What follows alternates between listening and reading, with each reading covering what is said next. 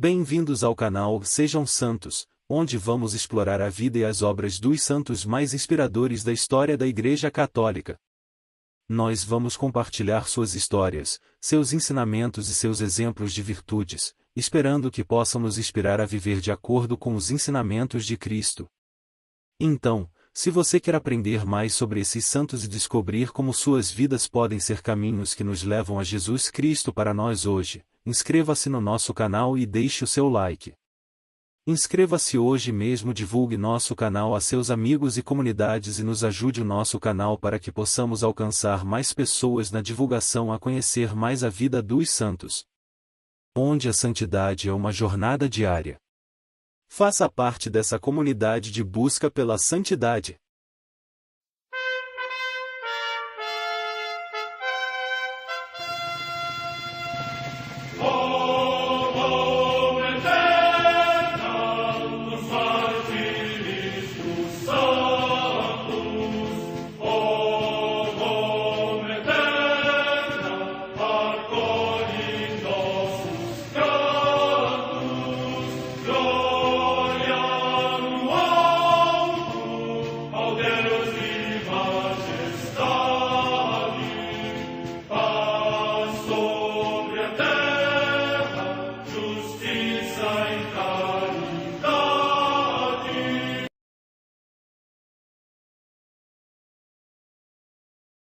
Ler a vida dos santos desperta em nós o desejo de seguir a Cristo. Através de suas vidas podemos aprender as virtudes, a sabedoria e o amor de Deus.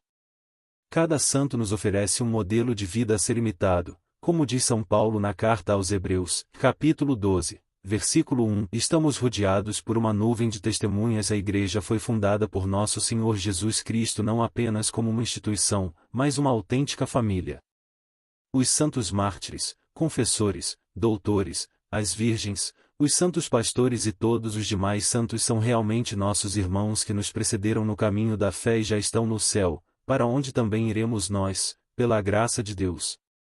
Portanto, sede santos, assim como vosso Pai Celeste é santo. Mateus capítulo 5, versículo 48.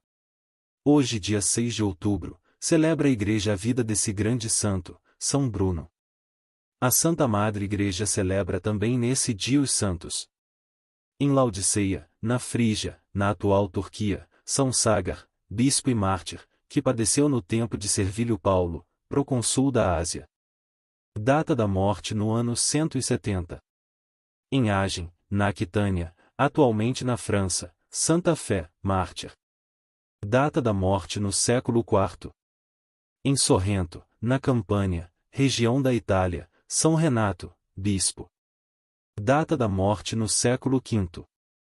Em Auxerre, na Neustria, na Audier na França, São Romão, bispo. Data da morte no ano 564. Em Veneza, na Itália, a comemoração de São Magno, bispo, que, segundo a tradição, depois de os lombardos terem ocupado a cidade de Oderzo, com a maior parte do seu povo se trasladou para a Laguna Veneta, onde fundou a nova cidade de Heracleia e construiu 8 igrejas no lugar em que mais tarde se formou a cidade de Veneza. Data da morte no ano 670.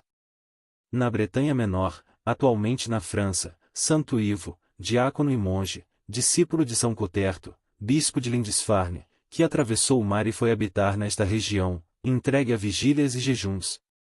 Data da morte no ano 704. Em Acrotire, na ilha de Creta, São João Cenos, que propagou nesta ilha a vida monástica. Data da morte no século XI. Em Guéret, no território de Limoges, na Aquitânia, hoje na França, São Pardulfo, abade, ilustre pela santidade da sua vida, o qual, segundo a tradição, obrigou a sair do seu mosteiro os sarracenos que retrocediam ante Carlos Martel. Data da morte no ano 737. Em Lambach, na Baviera, região da Alemanha, o passamento do beato Adalbero, bispo de Würzburg, que, por defender a sé apostólica, suportou muitas tribulações por parte dos cismáticos, e expulso várias vezes da sua sede episcopal, passou os últimos anos da sua vida em paz no mosteiro de Lambach, por ele fundado.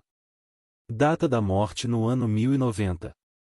Na Cartucha de Arvieres por ele fundada, na Borgonha, região da França, Santo Artaldo, bispo de Belley, que, sendo monge com quase 90 anos, foi eleito bispo contra sua vontade, mas renunciou 2 anos depois, voltando à vida monástica, e viveu até a idade de 106 anos.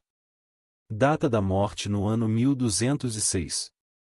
Em Nápoles, na Campânia, região da Itália, Santa Maria Francisca das Chagas de Nosso Senhor Jesus Cristo, Ana Maria Galo, Virgem da Terceira Ordem Secular de São Francisco, admirável pela paciência nas inúmeras e contínuas tribulações e adversidades, bem como pelas penitências e pelo amor de Deus e das almas. Data da morte no ano 1791.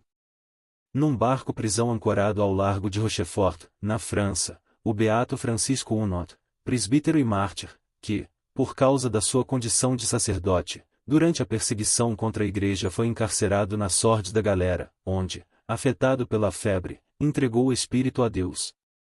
Data da morte no ano 1794. Em Longueuil, localidade do Canadá, a beata Maria Rosa Eulalia Melanie Durocher, virgem, fundadora da Congregação das Irmãs dos Santos Nomes de Jesus e Maria, para a formação cristã e humana da juventude feminina.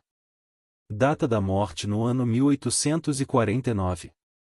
Em Anoa, cidade do território do Anão, hoje no Vietnã, São Francisco Tran Van Trung, mártir, que, sendo soldado, resistiu energicamente às ordens de apostatar da fé cristã e por isso o imperador Tu Duc mandou-o degolar. Data da morte no ano 1858. Em Costri, na Bélgica, o beato Isidoro de São José de Loor, religioso da Congregação da Paixão, que cumpriu santamente as funções que lhe foram encomendadas, atingido por grave enfermidade, foi exemplo para os seus irmãos no modo de suportar as terríveis dores. Data da morte no ano 1916. Em Barruelo de Santolã, perto de Palência, na Espanha, o beato Bernardo Plácido Fábrega Juliá, religioso da Congregação dos Irmãos Maristas e mártir, que, oprimido pela violência dos inimigos da Igreja, foi ao encontro do Senhor. Data da morte no ano 1934. História de São Bruno. São Bruno. São Bruno foi um nobre alemão e sacerdote famoso. Porém, ao se deparar com uma realidade sobrenatural, desistiu da fama e fundou uma das ordens monásticas mais austeras da Igreja. A este santo se deve a fundação de uma das ordens religiosas mais importantes e mais humildes que prestam austeridade e reconhecimento a Deus. A Ordem de Cartucha da Torre, da Ordem dos Cartusianos. Origens. Bruno nasceu na cidade de Colônia, Alemanha, no ano 1030. Nasceu em berço nobre. Ainda muito jovem foi enviado para fazer seus estudos em Reims e Paris, na França. Destacou-se nos estudos por causa de sua inteligência brilhante. Tornou-se especialista em humanidades, línguas, direito e outras matérias. E, em meio ao mundo universitário, sentiu-se chamado para o sacerdócio. Ordenação. Quando terminou os estudos, o jovem Bruno voltou para sua terra natal na Alemanha. Confirmando sua vocação, entrou para o colegiado de São Cuniberto, onde foi ordenado padre. A conversão de um padre. Alguns anos mais tarde, o padre Bruno voltou à cidade de Reims para dar aulas de teologia. Passou algum tempo em Reims e depois foi lecionar teologia em Paris. Estando na França, foi certa vez uma cidade chamada Sena. Ali, um fato mudaria radicalmente o rumo de sua vida. Padre Bruno foi celebrar as exéquias, ou seja, foi fazer a encomendação de um defunto. Quando foram enterrar o morto, Padre Bruno ouviu a voz do cadáver por 3 vezes, sendo que, no final, o morto disse: "Por justo juízo de Deus fui condenado." Presenciar este fato e ouvir estas palavras mexeram profundamente com a vida do Padre Bruno. Depois disso ele abandonou totalmente o luxo que os padres tinham na época e entregou sua vida a Deus, com o desejo de viver na contemplação, na caridade para com o próximo, na oração, no silêncio e nos exercícios espirituais. O chamado de Bruno arrasta seus amigos. Os amigos do Padre Bruno, vendo a radicalidade de sua conversão, sentiram-se também chamados a viverem mais radicalmente o Evangelho. Então eles se reuniram, repartiram tudo o que tinham com os pobres e ingressaram na abadia beneditina de Solesmes. Ali viveram a vida monástica por algum tempo seguindo a regra de São Bento. A austeridade. O padre Bruno, porém, sentia a necessidade de uma vida mais austera. A experiência que tivera rezando por aquele defunto fez enxergar que tudo nesta vida é passageiro e que devemos fazer todo o esforço possível para alcançarmos a verdadeira vida na presença de Deus. Por isso, ele e mais 6 companheiros retiraram-se para uma região rochosa no alto de uma serra chamada Cartucha. Esses montes ficavam no centro de um deserto que fazia parte da diocese de Grenoble, também na França. Confirmação profética. Na noite anterior à chegada do padre Bruno e seus companheiros, o bispo de Grenoble teve um sonho, e ele viu 7 estrelas descerem do céu sobre aquela região desértica. Foi no ano de 1084. Neste ano, São Bruno e seus companheiros assumiram aquele lugar como um presente de Deus. Ali, ergueram barracos bem simples feitos de madeira e uma capelinha dedicada a Nossa Senhora. Quando terminaram de construir a capelinha e de dedicá-la à Virgem Maria, jorrou da terra um jato de água que se transformou numa fonte fornecedora de água e vida para aqueles monges solitários. Nascimento da Ordem de Cartucha. Assim nasceu a famosa Ordem Cartucha. São Bruno e seus companheiros escolheram viver uma vida bastante rigorosa. Alimentavam-se apenas de 2 em 2 dias. Dormiam menos e viviam sob muita disciplina. Vestiam roupas brancas e ásperas e dedicavam suas vidas à oração, ao trabalho e à caridade fraterna. Um abade, superior da comunidade monástica de Cluny, conheceu a vida de São Bruno e seus companheiros e a descreveu assim: são os mais pobres entre os monges e habitam cada um uma cela com seu tosco hábito de penitência e quase só comem pão. Não comem carne, nem pescado. Aos domingos e às quintas comem ovos e queijo. Às segundas e sábados ervas e nos outros dias água e pão. Só comem uma vez ao dia, exceto nos dias de festa quando não comem e guardam estrito silêncio, se comunicando através de sinais. Chamado a deixar o deserto. Depois de alguns anos vivendo no deserto, vários discípulos juntaram-se a São Bruno e seus companheiros. Eles também buscavam uma vida austera, de oração e contemplação. Padre Bruno sentia-se feliz na vida que levava. Porém, o Papa Urbano II, que conhecia o Padre Bruno e sabia de suas qualidades, pois tinha sido seu professor na cidade de Reims, chamou-o para ser seu colaborador em Roma. Padre Bruno aceitou por obediência, vendo nisso um chamado de Deus. Em Roma, alguns discípulos seguiram o Padre Bruno. Em Roma, ele foi nomeado pelo Papa como arcebispo de Reggio. Em seu coração, porém, a vontade era de voltar à vida na Cartucha e ao silêncio. Depois de alguns anos, tendo prestado grandes serviços à Igreja no tocante à instrução dos clérigos e à assessoria direta ao Papa, obteve licença do Papa para voltar à solidão monástica, ao silêncio e à contemplação. Voltando à vida contemplativa.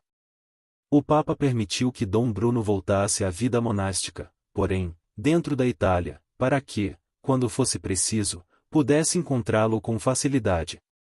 Assim, Dom Bruno foi para a Calábria. Lá, ele fundou, acompanhado de seus amigos que o tinham seguido até Roma, o mosteiro de Santa Maria del Ermo.